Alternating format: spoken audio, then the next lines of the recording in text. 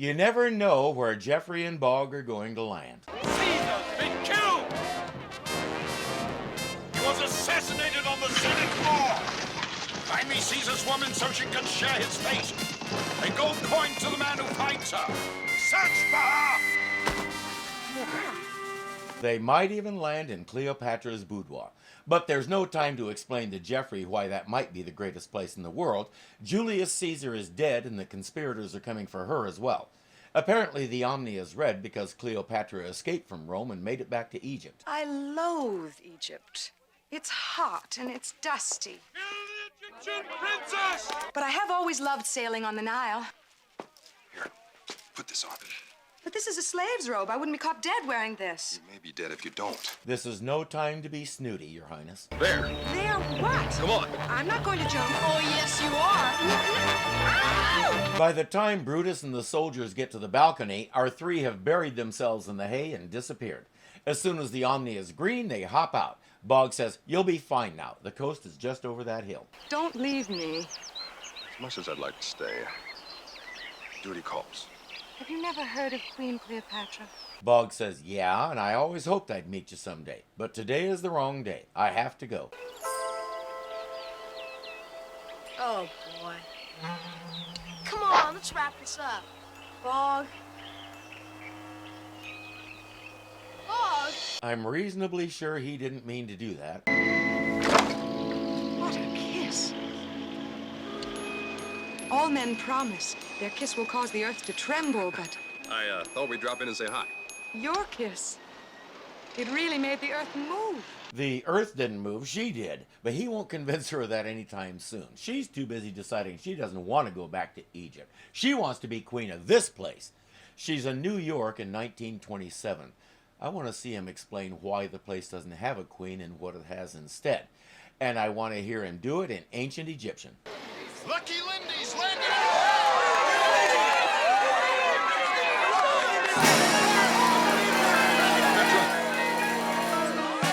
And she's gone. But she stands out enough that it shouldn't be hard to find her.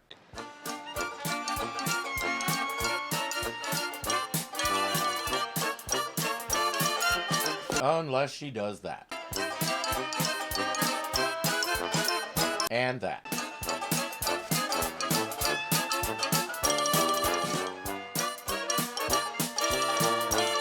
And that. Hey, you alone, Toots? Toots? Hey, I hope you forgive me for being so forward, huh? But you are one good-looking doll. You're forgiven, Mr. Hey, Luciano. And especially that. Only one thing to do, get Jeffrey. But I have one question. Why is she speaking 20th century English? Why isn't she speaking Egyptian or at least Roman-era Latin?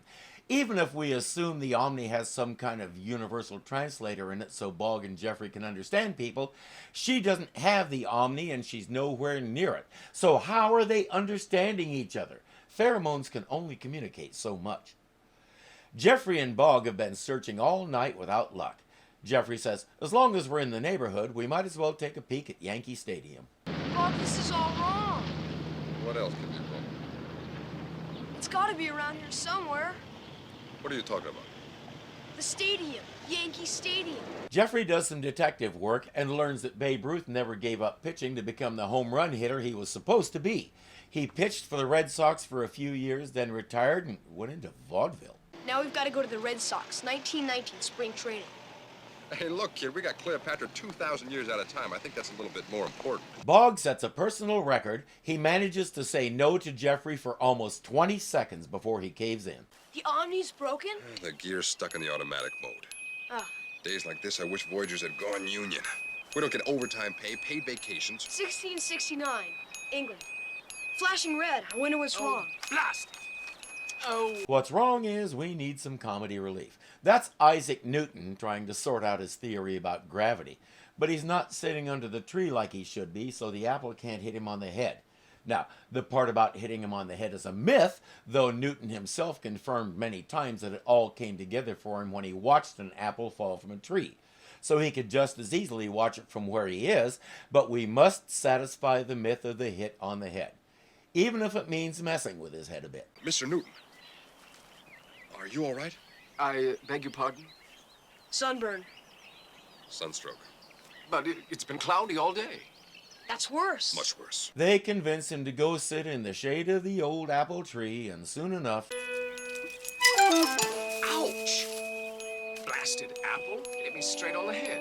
It dropped off the tree and fell on my head as if some force propelled it back towards the earth. And he called that force... The Force! Bogg wants to return to New York and look for Cleopatra, but Jeffrey keeps saying, after we fix Babe Ruth.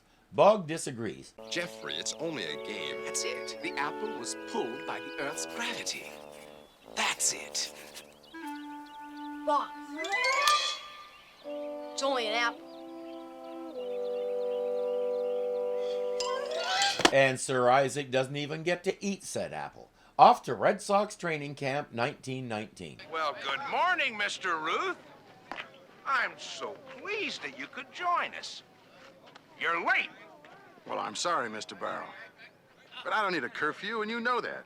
I mean, I'm out all night, and here I am, sharp as a tack. He isn't just casual about it, he's arrogant. He says, you can't bench me, I'm the best pitcher you've got. So I'll do what I want, and you won't stop me. You got better pitchers? Why don't you play them?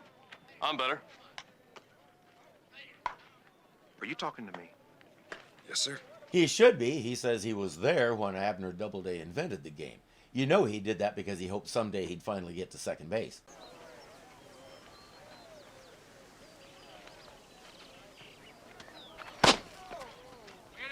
Wait a chuck.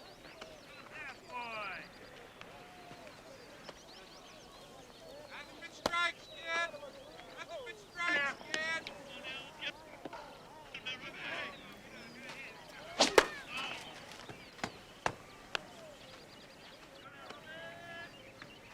Okay, show him the express, kid.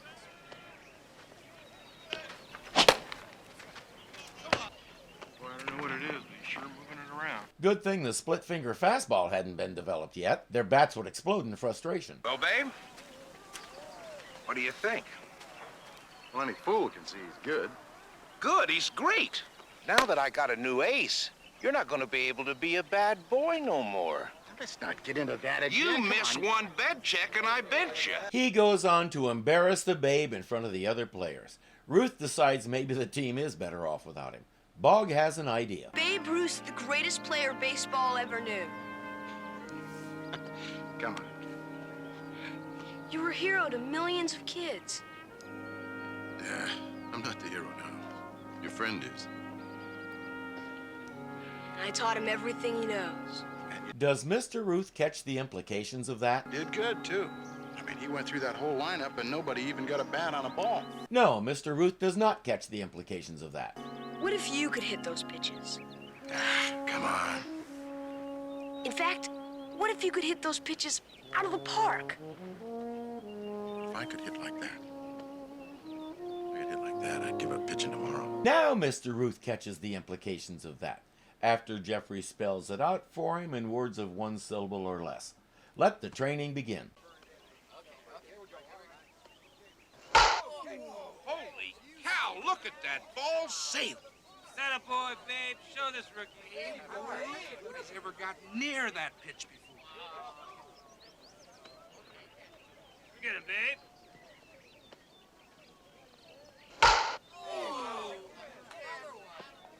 I don't think Jeffrey sees how frustrated Bogg is getting. He can't get one by the Babe.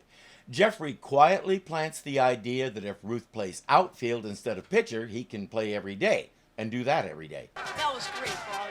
The way you took it easy on him? Yeah, well, you know, the idea was to make him look good, so, Yeah, well, thanks to you, he's going to be the greatest hitter in baseball. now can we get back to New York and find Cleopatra? But who's going to pitch now? Bogg just skipped out on his contract. Yankee Stadium is right where it should be. Now let's see if we can get Cleopatra into the same condition, after we give Jeffrey a moment to grieve. Last time I was here, it was my dad. He used to take me to ball games all the time. We'd sit right behind the Yankee dugout. One time he caught a foul ball, got the whole team autographing for me. Jeffrey hasn't talked a lot about his parents. It's a sign of how much he's come to trust Bogg that he's starting to open up about how badly it hurts. I don't want anybody to see me cry. I think I'm a sissy. Why would they think that? These men aren't supposed to cry. I've told the story elsewhere. When my dad died, I had to be the strong one. It was 15 years before I was really able to cry for him. Don't wait that long. Don't wait at all. Do what you have to do. And if someone tries to shame you, knee him in the... What about Napoleon at Waterloo? George Washington at Valley Forge. General Eisenhower at Bunker Hill.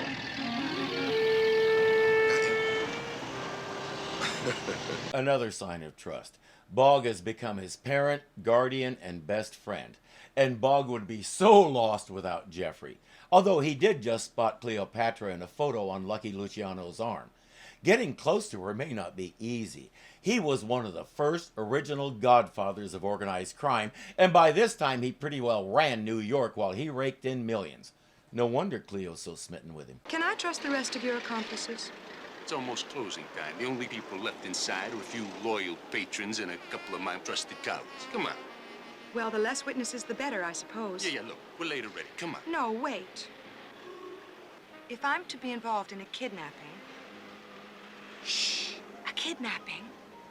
I think I should know every detail of the plot. Her job, big surprise, is to look gorgeous and keep the mark occupied. He and his crew will do the rest. But remember, Lucky, we have an agreement. I do this job for you. Yeah. And I take you to the White House to meet Emperor Calvin Coolidge, okay? Come on. I have your word of honor. Hey, look, I'm telling you, there's no problem.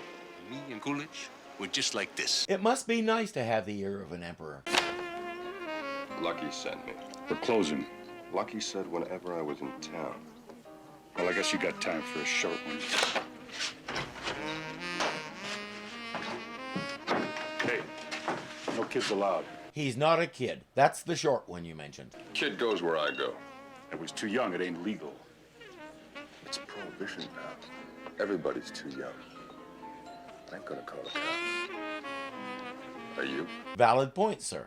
Still, he makes Jeffrey wait while he goes further inside to find Cleo. I expected you to find me sooner or later, but right now is a little inopportune. Well, sorry to inconvenience you, but I've got to get you out of here. I'm not going anywhere. Oh, yes, you are. I can't go back now. I've got a job to do. Bogg says, yeah, we know all about your kidnapping scheme. She says, it's not like that. Lucky made a very large wager on a sporting event. Something about some old man called Homer getting hit. Lucky wants me to stop that from happening. Now, is that so bad? Well, yes, if you're trying to rig the sporting event, which you clearly are. A queen should be the champion of fair contests. You think Emperor Coolidge would give you an audience if he knew you helped someone cheat? The man she's fake seducing is none other than Babe Ruth. Jeffrey explains. Babe Ruth is supposed to hit his 60th home run. Luciano wants to make sure that he won't. So he hires Cleopatra to keep him busy. Well, he sure got the right girl for the job. Jeffrey has an idea. Bogg is learning to listen to Jeffrey's ideas. They're usually way better than his own. I thought I'd find you here. Hey, what's the matter? The Yankee front office sends you out here to check on me? You little two-timing princess. Do I recognize you? Hey, pal, I'm talking to the lady, okay? Have a seat. Bogg, will you get out of here? You're going to ruin everything. Bogg? Julius Bogg. Her husband. Cleo. Hey, you told me this guy was dead. Now for the next step, which Jeffrey says he saw Cagney do once in a movie. How dare All right, Cleo? No! Hey, pal, that ain't no way to treat a lady, even if she is your wife. Oh, yeah? Yeah. Well, how about settling this outside? I'm not sure what party enjoyed more. I'm gonna guess the grapefruit. Bogg, come on! Babe! Come on, you and me, Buster. We got a little score to settle here, huh? Babe! Please, come back inside. Not until I teach this guy a little respect. Come on, put up your dukes. Now stop this. You're behaving like barbarians. Bogg says, I don't want to fight you, but I really need you to get in the car. I'll explain later. Explain it now. Cleo and her pal Luciano wanted to kidnap you. Now, why would we do that? Yeah, why would they do that? It seems Mr. Luciano had a bet you wouldn't hit your 60th home run tomorrow. That's why. Cleo, what's this guy talking about? Babe, I am going back inside, and you are coming with me. Actually, Lucky and some goons are coming outside. He's coming with us, and so are you. Hey, Mr. Root. You wasn't gonna leave without saying goodnight, was you? Good night. I wonder if Babe believes him now. We get a delightful 1920s car chase through the city. I don't know if this show's staged or if some of it comes from elsewhere, and I don't care. It's wonderful, especially with cut-ins like this. Did Lucky tell you that President Coolidge isn't very handsome? For me, it is power, not beauty, that holds the most allure. And he's a lot older than you. A young man is seldom wise enough to rule an empire. And he's not gonna be reelected. Can't this car go any faster? Plus, I'm pretty sure he was already married, but that probably wouldn't bother her either. Bogg loses them, they hole up at Lou Gehrig's for the night, and the next day, the Babe is at the plate. And here comes the pitch.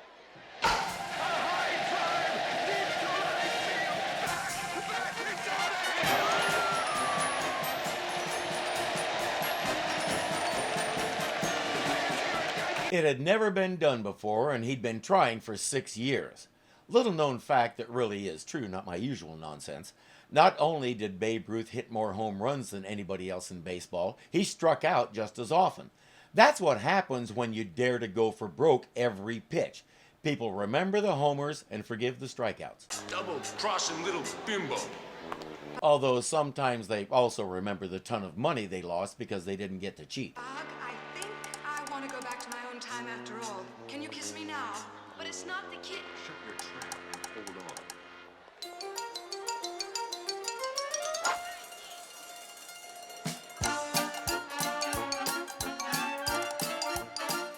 I think they enjoy doing that to bad people. Uh-oh, it's the Roman. It's Mark Antony. Don't worry, he's harmless. He's always had a crush on me. That's putting it mildly. By the time they died, they had produced 3 children together, even though he was still married to a woman back in Rome. She says he's okay, but he's not interested in power. It's been my experience that behind every great man is a great woman.